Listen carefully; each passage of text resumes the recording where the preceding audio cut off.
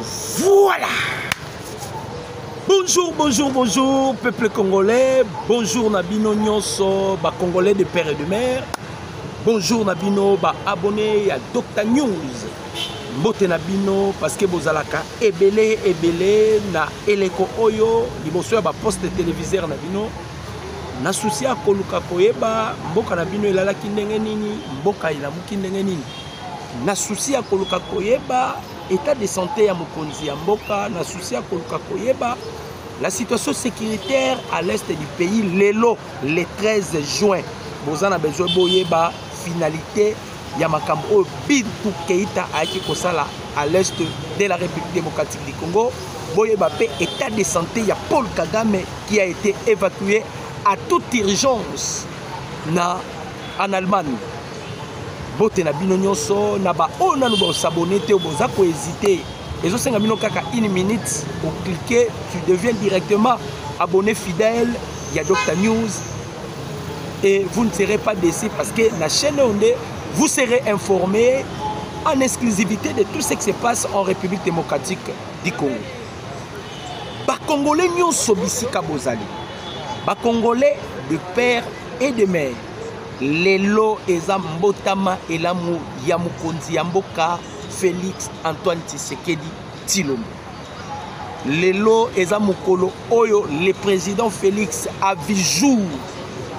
Eza mokolo oyo mama Marthe Kasalo abimisaki moto oyo aeko kofukamisa Paul Kagame. Donc nous souhaitons joyeux anniversaire au commandant suprême. Heureux anniversaire au commandant suprême.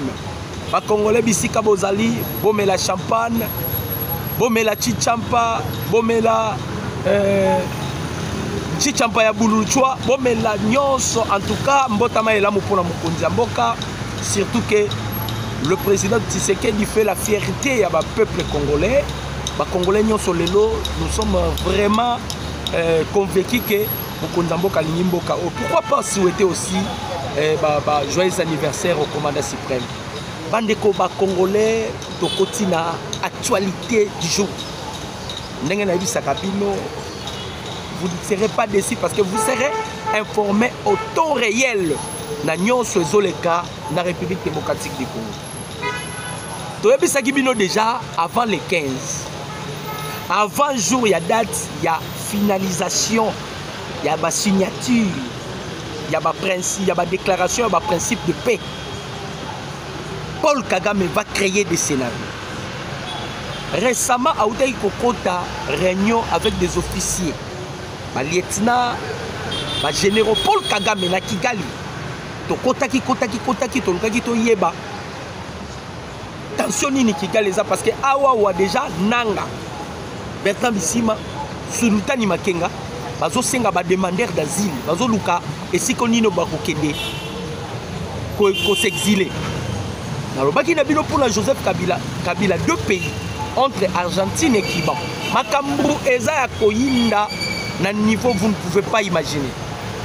Alors, Kagame na réunion à Kotaki avec des officiers. Kagame à Kotaki, il a présidé une réunion, il y a des espoirs. Pour na koyebisa bango. Ce n'est pas seulement Makambu ya Congo, même un pouvoir n'a déjà commis en danger. Alors, Kagame cherchait par quel moyen à piquer crise. A commis ko sambe la kuta sala na AVC Nzambe pa boy. Kagame a commis ko senga asala ta AVC Nzambe a boy. A créé scénario. Oh, gravement malade. Pour ba memi en Allemagne. À l'heure où je vous dis, c'est l'obango na ba information bazo binisa. Azana état d'urgence. Ceux qui battent na soins intensifs, doyebité. Mais Rwandais bazo bwaka, il est malade. Maintenant lobby, les Américains va bimisi document. Kagame au komina suka. Ah! Président Tshisekedi bandeko ba congolais. Ah non. Le président Tshisekedi personne n'a si. Même ngai moko personnellement. Je sais que Dieu utilise des gens, Dieu peut travailler. Mais c'est ça Dieu. La différence entre Dieu et les humains, c'est ça. biso batu tolukaka batu baza na ba capacité baza na ba potentiel baza au-delà au nini. Mais Dieu il peut travailler à une personne où vous n'avez pas pensé un jour que makambo ko sali. C'est ça Dieu. Bandeko ba congolais. Na vu exemple il y a David. Lorsque Dieu avait rejeté Saoul. Pardon. Lorsque Dieu avait rejeté Saoul, atindi Samuel, Saoul, moi je lui avais dit, l'obéissance vaut mieux que les sacrifices. Il se sacrifie, mais il ne s'obéit pas à ma volonté. Je l'ai rejeté. Dieu avait rejeté Saoul, mais il était encore roi. Boyo keloko bandeko ba congolais. Nzamba atindi Samuel kende ko ebisa Saoul enga na rejeté. Mais il était encore roi. Mais quand Dieu voulait maintenant susciter David, vous savez que prophète Samuel a tâtonnaki pour l'élection à David. Samuel avait tâtonné. Nzamba atindi Samuel kende na libota ya Esaïe. Ezala mutu moko aza na fonga na wendre. Samuel est allé voir le père de David. Yelanga ibana na onyoso. Samuel lorsqu'il a vu Shima, le grand frère de David, a dit ah oh ndé Nzamba alingi. Dieu a dit à Samuel, vous les gens, vous observez l'apparence, mais je vois moi Dieu, je n'observe pas l'apparence. Moi, Dieu, ce qui me préoccupe, c'est la disposition du cœur. Atuni, alobibana nyoso basili, papa, David, papa ya David abosani que moi nemo razana zamba. Abiba nyoso basili. Samuel Nzamba mutu moko tikali. Samuel abisi papa na David. Isaïe. Est-ce que vous allez ah non, moko zali. On ne va négliger David. Moko zali mais wana musala na ezala kazamba. Paul Kagame a finga Tshisekedi vendeur de pizza. Kagame a finga Tshisekedi vendeur de pizza. Mais azobo sana le président Félix a dit côté pizza, on ne disconvient pas. Mais pizza azoteka pour monter somba, faut banda convaincre mutu non. C'est ça le marketing non. C'est ça le marketing. C'est-à-dire, aux articles, aux produits, pour que Moutoua a intéressé produit, il faut convaincre.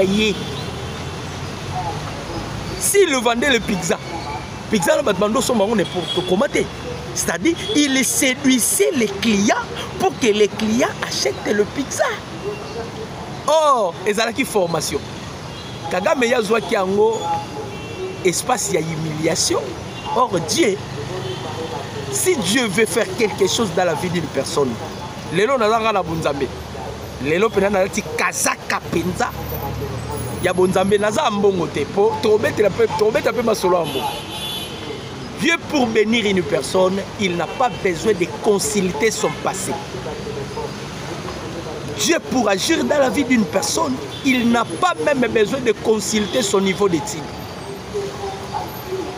Si Dieu a décidé de faire de toi roi, il fera de toi roi. Bah, Congolais Tozongana Nusima, qui pouvait imaginer après Mobutu,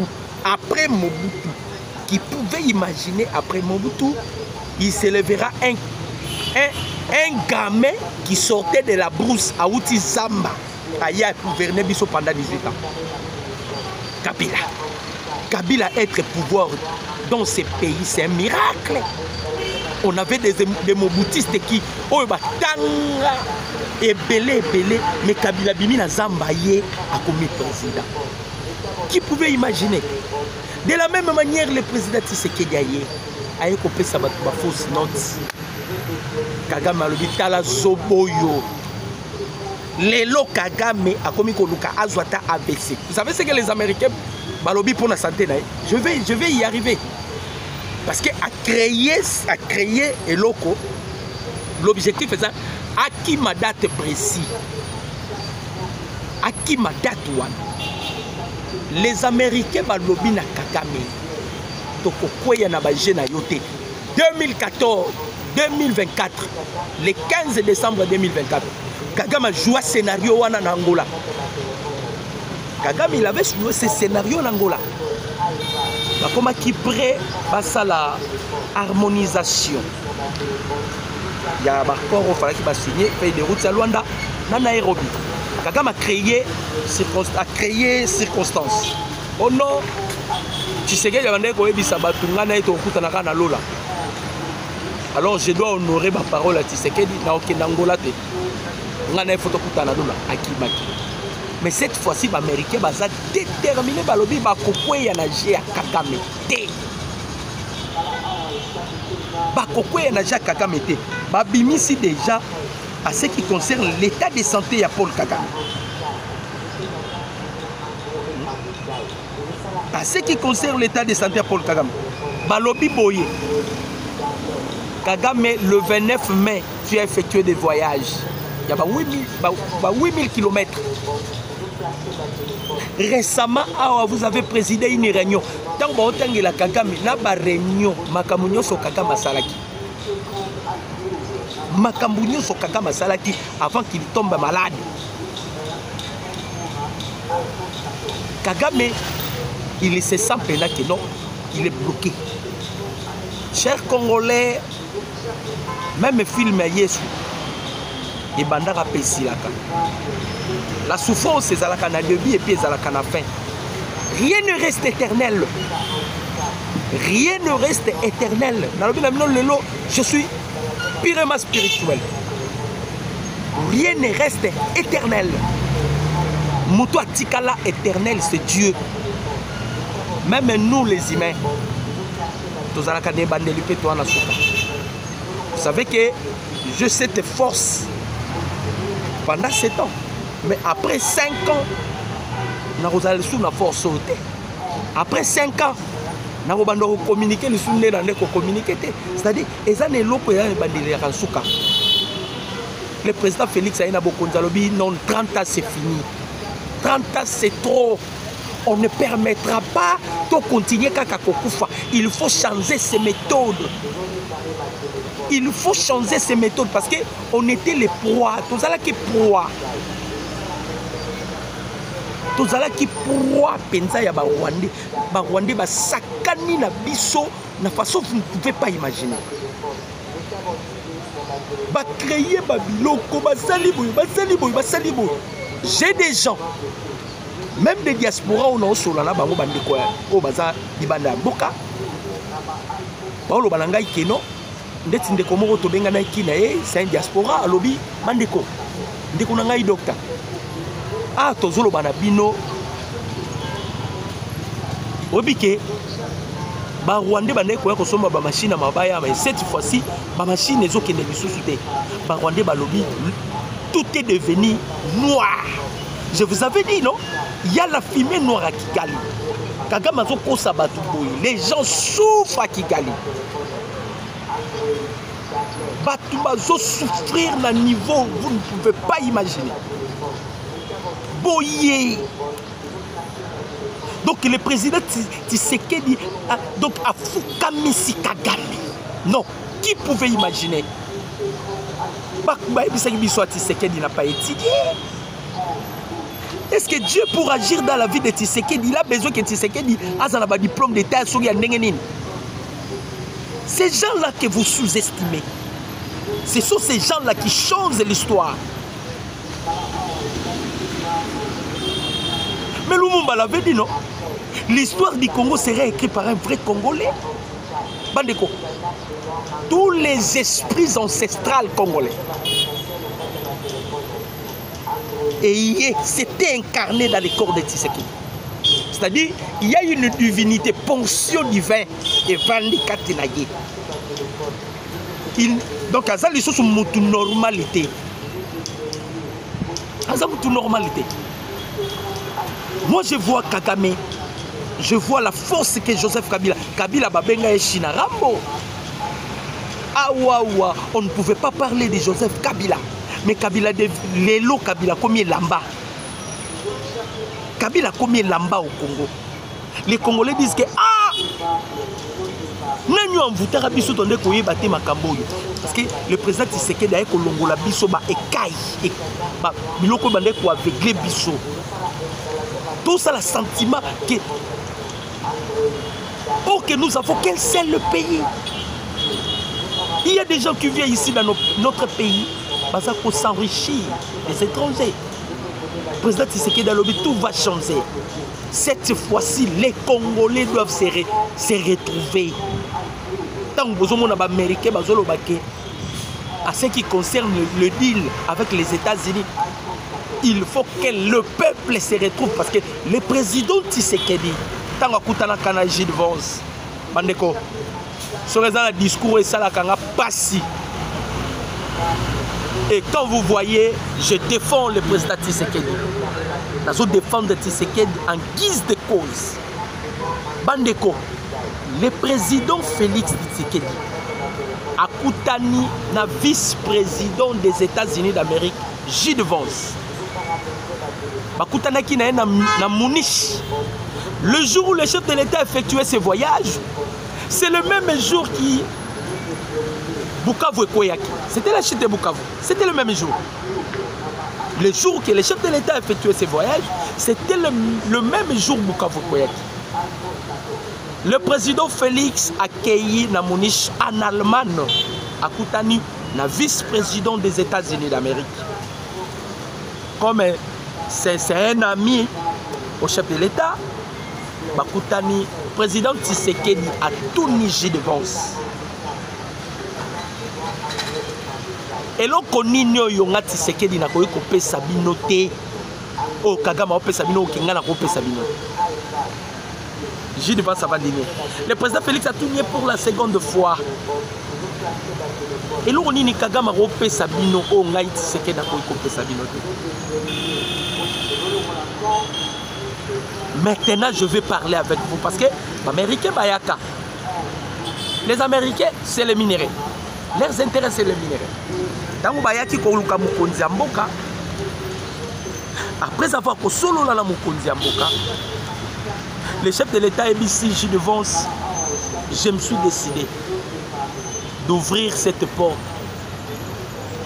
Les Américains, on a besoin de Bokota. Je vais vous donner tout ce que Kagame vous donne. Moi aussi, je vais vous donner. C'est ce qui a dépassé même Bassango. Sony. Le président Félix a dit, je vais vous donner tout ce que Paul Kagame vous donne. Parce que Katumbi, Joseph Kabila, déjà que les Américains ne peuvent pas changer. Et que Kagame, il est loyal avec les Américains, avec les Occidentaux. Bakotika la fidèle, na Paul Kagame, Bakotika la fidèle, na ba mafia na bango basala mais le chef de l'État a bouleversé ma cam. A ABC américain, je vais vous donner tout ce que Kagame vous donne, mais avec une condition. Gilles Vance a ABC condition anime. C'est alors que le président Félix a connu ça, Gilles Vance, le vice-président des États-Unis, donner la vie au peuple congolais. Ils ont droit de bénéficier dans la minerai. Ils ont droit, il y a sécurité. Ils ont droit, il y a émergence, il y a santé. Ils ont droit de travailler.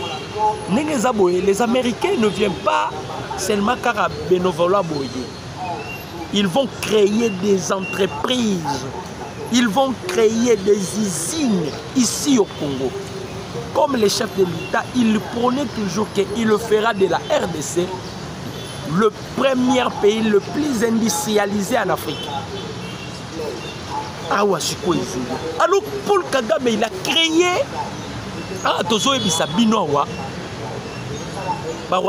Kagame, il est entre la ville. Dieu ne le permettra pas que Kagame okufa. Kagame, toi tu ne mourras pas. Kagame, toi tu vas signer et tu vivras de tes yeux comment on va arrêter Joseph Kabila. Parce que tant qu'on va tourner, mais c'est vos Biden. Pour le problème, il y a Joseph Kabila. Joseph Kabila dépend du gouvernement congolais. Je vous avais dit ici, non? Nanga lobby à l'élu. Obi nanga zole la ponani. Vous comprenez, les deals, on parle que du Rwanda et de la République démocratique du Congo. On ne parle pas de M23 ni de AFC. Ce qu'on a Kabila Nanga Kabila Kati Yemo kwa Kati consultation. On l'a pas à Kabila. On l'a pas dit à Kabila de rompre le scénario. Yemo kwa Kati consultation. Vous savez pourquoi Kati? Non, on peut savoir l'image, la image kaka, pour comprendre pourquoi Kabila Kati. Voilà les j'espère que vous avez vu les images. Images wana oyo bomoni batunde ba soda rwandais ba migolo wana gari ba bato jo wana wanateseka na kalibirazi bazwa kiango ba mugolo ko mugolo kabisa. Président Félix il avait déjà célébré la victoire de cette guerre en avance. Mais comme Herman Cohen a toujours dit, c'est ce qu'il est mal compris. Pourquoi? Parce que politique est dit si un professeur donne les enseignements le plus élevé, je vois que bateau bazarana se se retrouver. C'est ce qui s'est passé avec le président Tshisekedi. La politique est tellement licolo. Les Bakaméro, ils pensaient que qu'on maîtrisait politique. Mais Bakamere, on s'est retrouvé des choses. Politique est tellement licolo. Enfin, le militaire rwandais Bazobima. Omoni bango déjà, na imaginer Bazobima. Na Minembwe, ba réfugiés Bazobima. Les réfugiés Bazobima. Na Minembwe. Eza blagité. Nenge to ebisaki bino 30 ans, c'est fini. Et coquille, ton côté est sous. Maintenant, lobby na Washington entre Olivier Nduringuerero na Mama Thérèse Kayikwamba ezalaki opesi mbwambwa boy. Oyebi que la RDC vient de donner encore une autre condition. Condition ya liboso ya retrait avant la signature des accords. Provenait de Mama Thérèse Kayikwamba, c'est elle qui a eu cette initiative. Oh non, pour signer l'accord, Goma na Bukavu n'est pas encore libéré. Non, non, non, on ne permettra pas. Avant qu'il y ait signature des accords, il y a un principe de paix, il faut Goma na Bukavu et ça la libérer. Lobby a passé les sous condition. Et loko moni et l'elisi nanga, et l'elisi Kabila, et l'elisi bango. Lobby ba leli, bananga affaibli. Yango na retourne à Pierrot Louara. Tension ndenge nini Pierrot Louara. Bibi Kapinga. Bibi Kapinga, maman Bibi Kapinga, MTV. Tension ndenge nini. Bobeta ki maboko Kabila ye consultation. Kabila ye consultation. Tosuki wapi. Tosuki wapi. La personne que vous insultez vendeur de pizza, Asilisi Bitumba. Ce grand homme que vous avez tant insulté. Non, Denis, on a mis sa image. Tout ça, c'était pour aveugler le peuple congolais.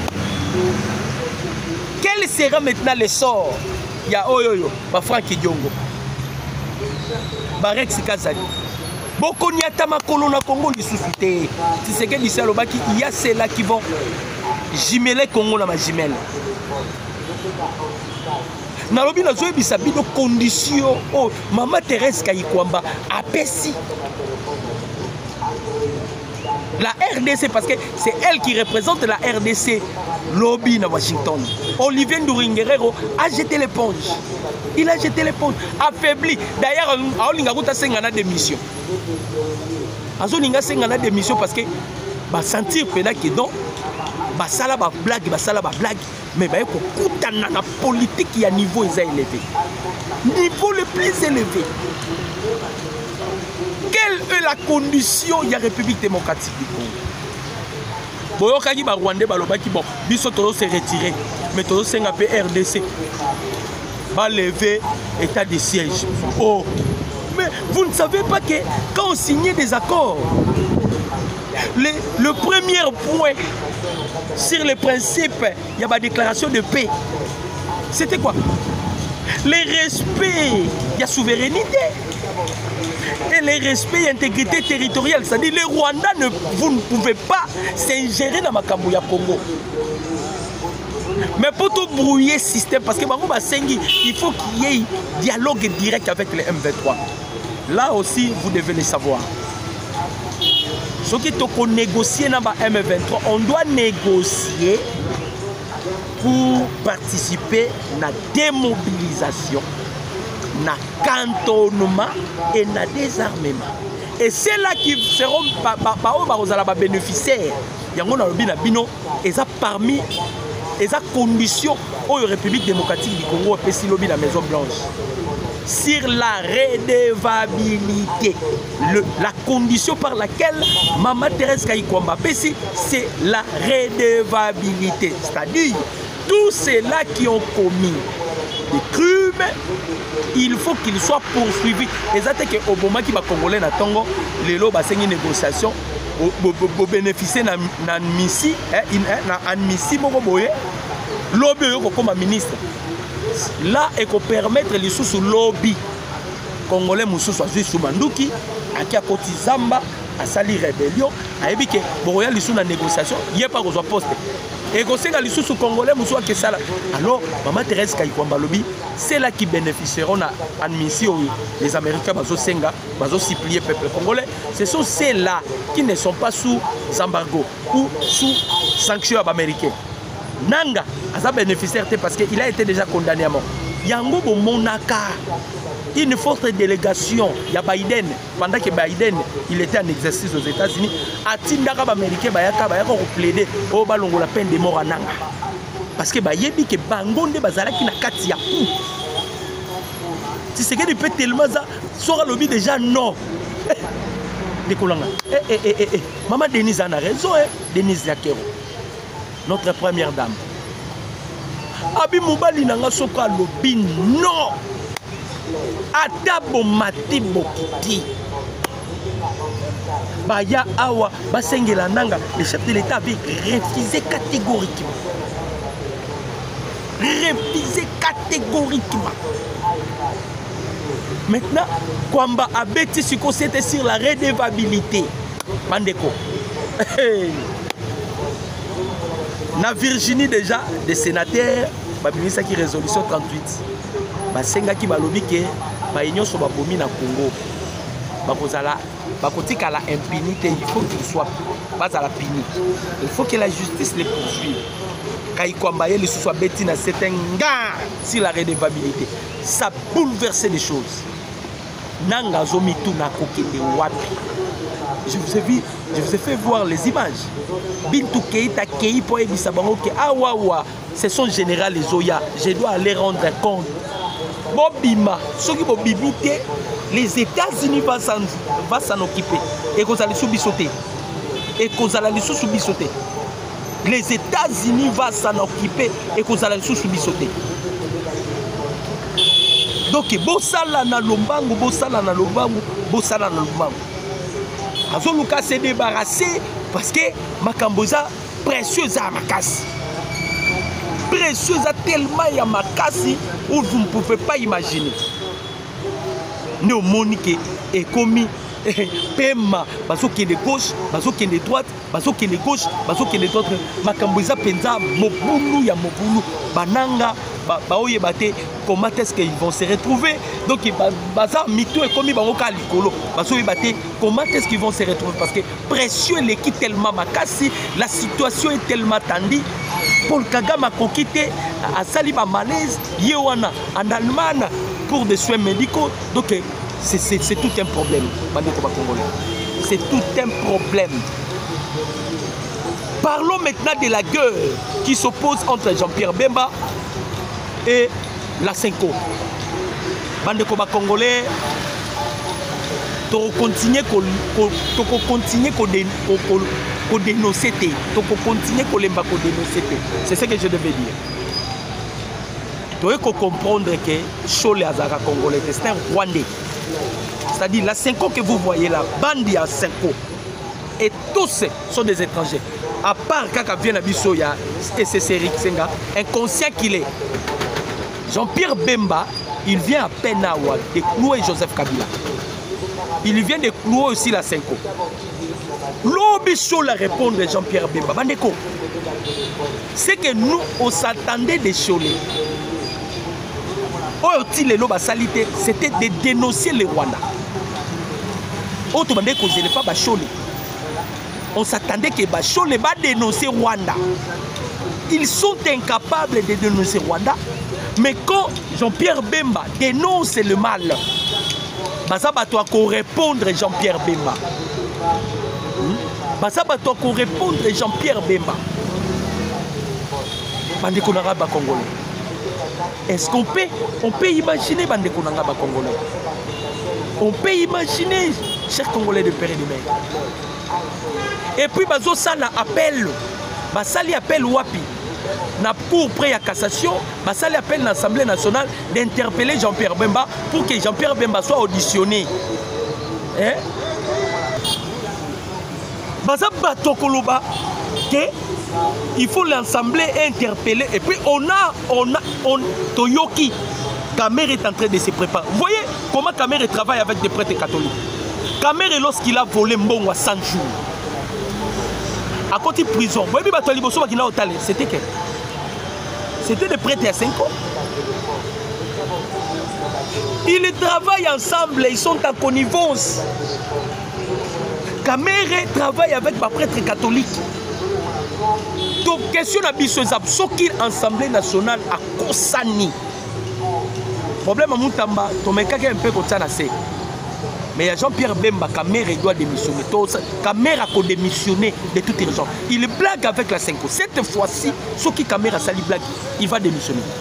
Nous sommes déterminés. Jean-Pierre Bemba a dénoncé manigance il y a 5 ans. Alors, pacte social. Pacte social, c'était l'initiative il y a Emmanuel Macron et Paul Kagame. Pour créer la 3e voie, pour permettre à Joseph Kabila à dans la scène politique. Et que Batouana, ce sont des corrompus. Jean-Pierre Bemba dénoncé. Et nous avons vu Chole répondre de Jean-Pierre Bemba. Chole qui est jusqu'à présent incapable de dénoncer l'agression rwandaise. Chole, Bazab est incapable de dénoncer l'agression rwandaise. Chole Oyo. Quand le président Félix Azoki Bokondi, Tozo Luka jeune et courageux, qui pourra renverser le pouvoir à Tshisekedi. On a interpellé Chole en justice, on a arrêté Chole, mais pourquoi vous voulez interpeller Jean-Pierre Bemba? Parce que Jean-Pierre Bemba avec Joseph Kabila, il y a droit de faire. Guerre froide, Bemba ne peut jamais permettre Kabila à la capitale là-haut. Bemba Lobby, c'est un Rwandais. Kabila, on ne permettra pas Kabila sur l'espace na Congo. C'est ça, nous sommes déterminés. Il faut effacer Kabila. Il faut effacer Kabila. Et tous les biens de Kabila va récupérer en nous. Azarias Roubert, on a Kabila. Baleli. Baleli, ba bien à Baoun. Nous sommes immobiliers tous. Toebisaka Kabila. 99 jours pour la Moïbi. Un jour pour la Mokolo et l'eau. Ba Congolais, ba Zui. Biloko na bango. Kabila Robeta tolote yo qui na babot. Mais problème na biso la pasieza a bedona se Chole. Bitumbo bazala ngona Bemba. Et Kamere loko la za pio majeur na bango parce que bango nyonso baza affaibli. Si vous remarquez même Kamere, il est affaibli. Et Kamere tient la mutuna que il ne deviendra en aucun jour président de ce pays. Donc on permet en voter Kamere. On a besoin le président Félix Assali ba mandat na ye. Si Bemba serait en vie, Bemba zui. Si Bemba aux invité, Ngana zui. Si Ngana aux invité, Ataba René, Bazui. Moi, na Kolia zui. Chikonji. Batou, Messi Bazui. Pas de question de caméra. Caméra, faut ça dans mon tournée. C'est-à-dire, nous allons maintenant activer toutes les batteries. Parce que je vais créer dans nos bases. Moi, je vais distraire Bisso dans ma Kamamutama. Parce que je vais les après. Ma créa qui d'abord moi il y a Moutou et Salaraté Dichocho et Denise, il voulait créer d'abord ma dossier Denise, ça n'a pas marché parce que les Congolais bazala qui focalisaient dans ma Kambouya ya Rwanda na RDC. Les Congolais étaient tellement focalisés, tout le monde est dans la distraction là. Ba boni place wana simbité. Ba keye sikola makamba mutamba. Ba sali masamba mutamba. Kuna mutamba zo melisa bango pema. Ils sont incapables parce qu'ils n'ont pas de preuves. Moutamba dit que les dossiers, problème n'angaï, l'erreur administrative. L'erreur administrative, normalement, on annule seulement les dossiers. On annule le marché. L'erreur administrative, ma réparango kaka, l'annulation à marché. Erreur administrative, Moutamba Alongi Bango, ils sont montés au nom outrage à la magistrature. A même Bango Kuna et l'ongo erreur administrative comme erreur pénale. Et ça, pourquoi? Ce sont des scénarios. Cette fois-ci, maintenant, on voit sur la télé. Oh non, nous nous prenons sur la paix. Dans la Bassango Bandoké, vous parlez de paix. Vous attendez que les sangs coulent. Vous n'êtes causé là-bas Congolais parce que les sangs Congolais les appréciés.